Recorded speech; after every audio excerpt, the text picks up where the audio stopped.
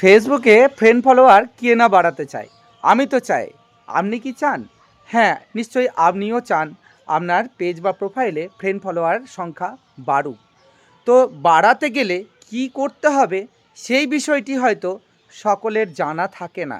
তাই র্যান্ডামলি তারা কাজ করে যায়, কিন্তু কোন কাজটা করছেন সেই কাজটা কতটা সঠিক এই বিষয়গুলি জানা থাকে না।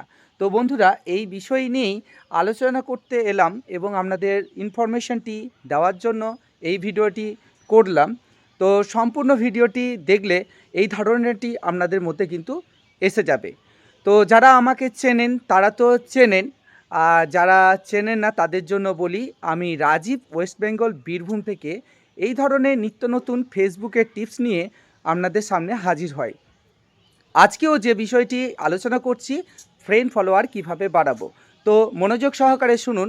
প্রথমত, ফ্রেন্ড ফলোয়ার কিন্তু আমরা একজন দুজন করে ফ্রেন্ড বা ফলো করতে থাকলে কিন্তু ফ্রেন্ড ফলোয়ার এইভাবে বাড়ে না। ফ্রেন্ড ফলোয়ার বেশি বা অত্যধিক বাড়ে কখন, সেটা কি জানেন? সেটি বাড়ে আপনার যখন কন্টেন্ট একটি ভাইরাল হবে। আপনি যখন একটি খুব আকর্ষণীয় একটি কন্টেন্ট দর্শকদের সামনে উপস্থিত করবেন, তখন সেই দর্শকরা সেই আপনার কন্টেন্টটি ভালোবেসে দেখার পর লাইক, কমেন্ট, সেভ এবং শেয়ার এইগুলোর ছাড়াও কিন্তু আপনাকে ফলো করবে। এইভাবে ফলো কিন্তু বাড়তে থাকে, অর্থাৎ আপনাদের ফ্রেন্ড ফলোয়ারটা বাড়তে থাকবে।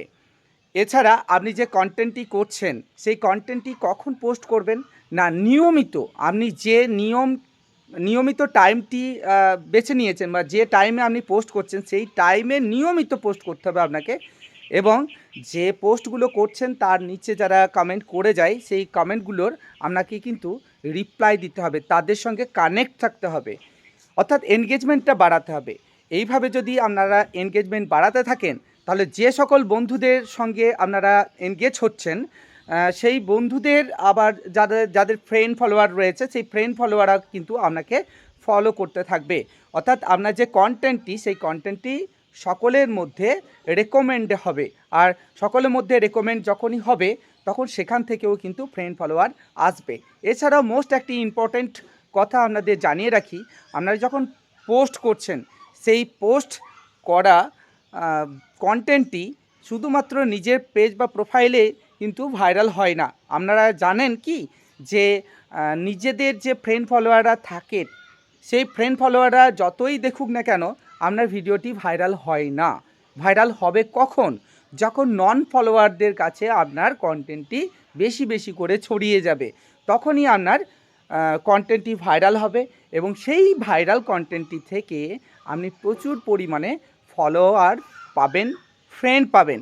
তাই অবশ্যই আপনার ফ্রেন্ড ফলোয়ার যদি বেশি প্রয়োজন হয়ে থাকে তাহলে কি করবেন আপনি নিজেই বুঝে নিন, যে আপনার কন্টেন্টটি খুবই আকর্ষণীয় করে তুলতে হবে, যাতে সবাই আপনার কন্টেন্টটি দেখে, দেখার পর লাইক, কমেন্ট, শেয়ার এবং সেভও করে রাখেন।